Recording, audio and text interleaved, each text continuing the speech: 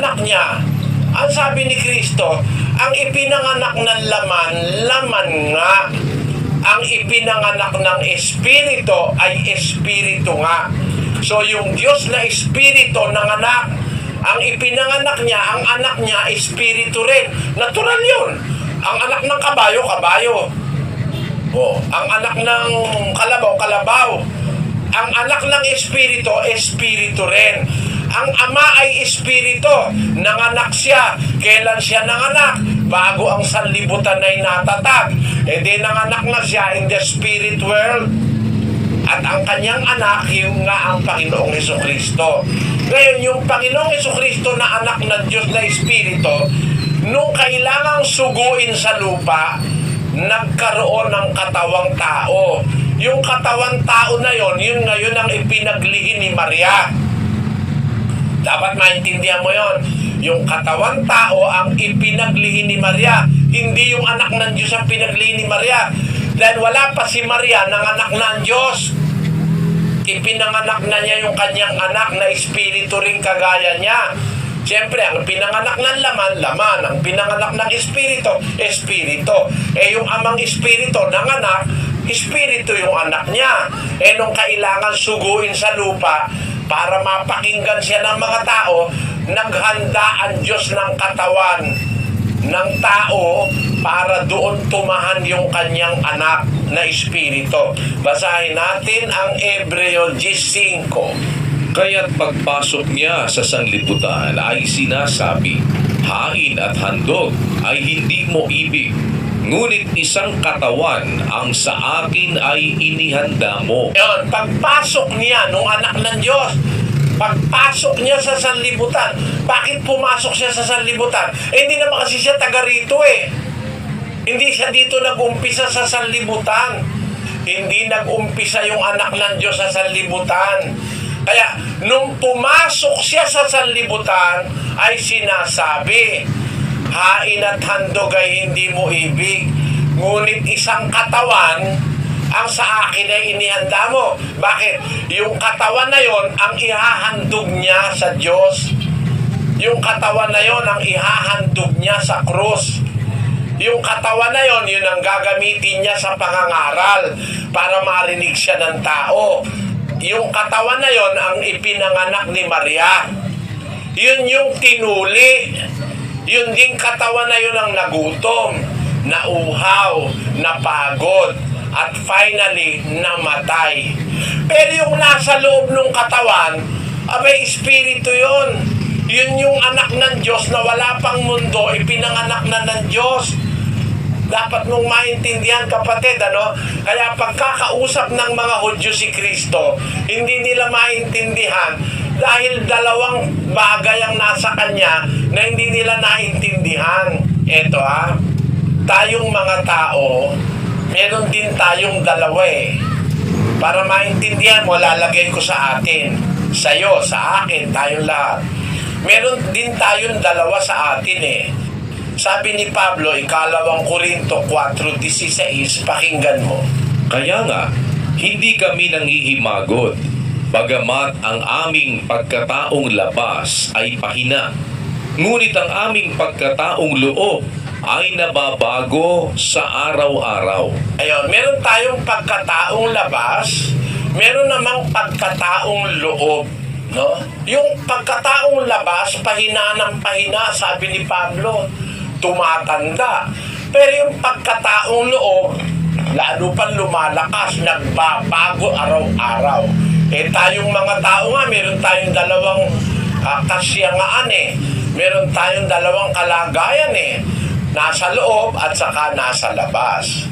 Di ba, kapatid, kung naintindihan mo ang ibig kong sabihin, meron tayong espiritu at meron tayong laman. Yung laman, yun yung pagkataon labas.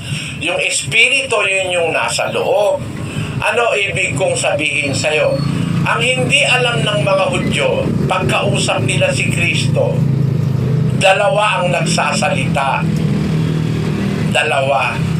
Para maintindihan mo lang, kapatid, medyo malalim na ito eh. Sabi ng Biblia, nang pumasok siya sa sanlibutan, hindi mo ba papansinin yun? Pagpasok niya sa libutan, bakit papasok siya? Hindi siya dito nag-umpisa eh. Saan ba siya galing? Basahin natin kung saan galing ang Panginoong Hesukristo. Sa 13:3 ay ganito nakasulat. Si Jesus, sa pagkatalastas na ibinigay na ng Ama ang lahat ng mga bagay sa kaniyang mga kamay, at siya'y nanggaling sa Diyos, at sa Diyos din paroroon. Nanggaling pala siya sa Diyos. Asan ba ang Diyos? Hindi ba nasa langit? O basahin natin sa 6:38. Sapagkat bumaba akong mula sa langit, hindi upang gawin ko ang aking sariling kalooban, kundi ang kalooban ng nagsugo sa akin. Sabi niya, bumaba akong mula sa langit. Meron ba tao nag-umpisa sa langit? At ba't naman niya sasabihin bumaba siya mula sa langit? Eh kung galing lang siya sa tiyan ni Maria. May galing sa tiyan ni Maria, meron namang galing sa langit. Paano nagkita? Basahin uli natin ang 10:5 ng Hebreo. Kaya't pagpasok niya sa sanglibutan ay sinasabi, hain at handog ay hindi mo ibig, ngunit isang katawan ang sa akin ay inihanda mo. Pagpasok niya sa sanlibutan, ano na pumasok sa sanlibutan? E di yung galing sa langit, nung makapasok na, isang katawan ang inihanda mo sa akin. E di yung katawan dito nag-umpisa sa lupa. Anin yung katawan? Yung ipinanganak ni Maria. Kaya dalawang entity yun eh. Isang galing sa langit at isa namang nag-umpisa sa lupa sa tiyan ni Maria. Yun ngayon ang bumuo ng tinatawag na Hesukristo. Na tinatawag kung minsan anak ng Diyos, kung minsan tinatawag namang anak ng tao. Bakit? Dalawa kasi yung daladala niya eh. Yung isang galing sa langit at yung isang nag-umpisa sa lupa. Yan ang hindi naintindihan ng mga Hudyo. Eto, sabi mga Hudyo, wala ka pa 50 taon, nakita mo na si Abraham? Hindi nila maintindihan. Bakit? Talaga naman kasing wala pa 50 taon yung katawan pinanganak ni Maria. 30 lang, mahigit eh. Ang sabi ni Kristo, bago pinanganak si Abraham, ako nga. Ibig sabihin, sa kanya, mayroong kasyangaan, may entity na wala pa si Abraham, na umiiral na. At yun yung anak ng Diyos na ipinanganak niyang Espiritu. Naintindihan mo, kapatid na Alberto? Opo. Meron pa po sana akong isang tanong pa, Brother Eli. Kung ganun po, dalawa po ba talaga yung Diyos o isa lang po talaga? Kapatid, ganito. Si Eva galing kay Adan. Tama? Tama ba? Opo. Kaya, ang bilang ng Biblia sa dalawa, isa lang. Kasi galing din naman si Eva kay Adan eh. Although dalawa sila physically, pero isa sila spiritually kasi galing si Eva kay Adan eh. 19:4. At siya'y sumagot at sinabi, hindi ba ganinyo nabasa na ang lumalang sa kanila buhat sa pasimula ay sila'y nilalang niya na lalaki at babae? At sinabi, dahil dito'y iiwan ng lalaki ang kanyang ama at ina at makikisama sa kanyang asawa at ang dalawa ay magiging isang laman. Kaya nga, hindi na sila dalawa, kundi isang laman. Ang pinapagsama nga ng Diyos ay huwag papaghiwalayin ng tao. Yun.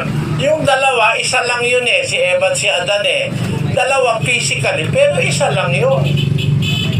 Bakit? Kasi galing si Eva kay Adan. Ganon din naman si Kristo.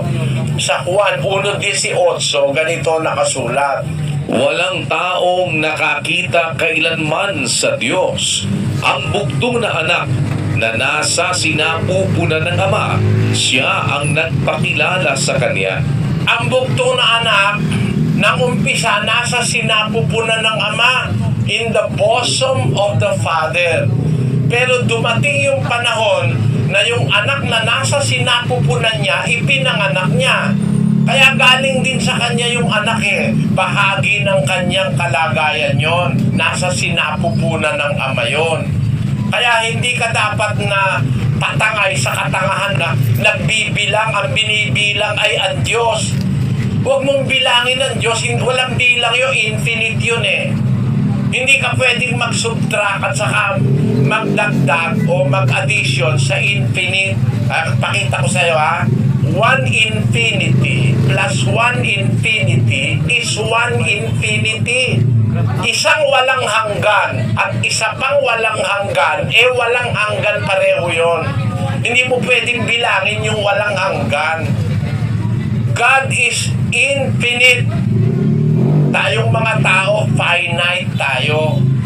Kaya mo nabibilang eh. Pero yung infinity, hindi mo pwedeng bilangin yon. Paano mo bibilangin yung infinity, yung walang hanggan? Pwede mo ba sabihin, isang walang hanggan at saka isa pang walang hanggan? Pag walang hanggan talaga yun. Paano mo di-divide sa dalawa eh? Walang hanggan yun. You cannot say 1 infinity plus 1 infinity. Infinity nga yun eh. How will you divide it? How will you quantify it? Are you going to quantify something that is infinite? Lalagyan mo ba ng bilang ang isang bagay na walang hanggan? Hindi dapat ganon. Kaya yung ama at anak, parehong walang hanggan yun eh. Ba't mo pagbubukurin eh? Pareho nga silang walang hanggan. Hindi pwede pagbukurin yung parehong walang hanggan. Pwede mong ibukod yung may hanggan sa walang hanggan. Pero yung walang hanggan at walang hanggan, paano pagbubukurin isa lang yun? Ganon ang ibig ko sabihin. And sabi ka ng Biblia, isang Diyos. Tanggapin ko, sabi ng Biblia, isang Diyos. Ano naman ang sabi ni Kristo? Gis 30 ng Juan. Ako at ang Ama ay iisa. Wala palang nalalabag naman eh. Kahit nabilangin mo eh. Ako at ang Ama ay iisa. Walang nalalabag. Sabi mo, iisa lang ang Diyos. Iisa pa rin naman kahit silang dalawa, isa pa rin sila eh. Bakit isa? Yung Ama, kapareho ng anak sa pagka-espiritu. Yung anak, kapareho ng Ama sa pag-iisip. Yung anak ay kapareho ng Ama sa prinsipyo, sa pag-ibig, sa pagmamahal, sa pagmamalasakit. Magkapareho sila eh. Kaya iisa lang sila. Parang halimbawa, ang mga Kristiyano, pagka tayong lahat magkakadiwa, ano ang tawag sa atin ng Biblia? 3:28 ng Galacia. Walang magiging Hudyo o Griego man, walang magiging alipin o malaya man, walang magiging lalaki o babae man, sapagkat kayong lahat ay iisa kay Kristo Jesus. Makilala ka nila, iisang Diyos na tunay. Ilan ka? Iisa.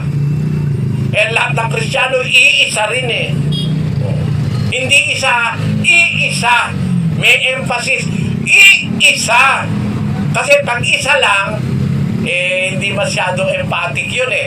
Pero pag sinabing iisa, only one, lahat ng Kristiyano, pati ikaw, pati ako, tayong lahat eh. Pagka tinanggap mo si Kristo, iisa lang tayo eh. O magbibilang ka pa ba ngayon?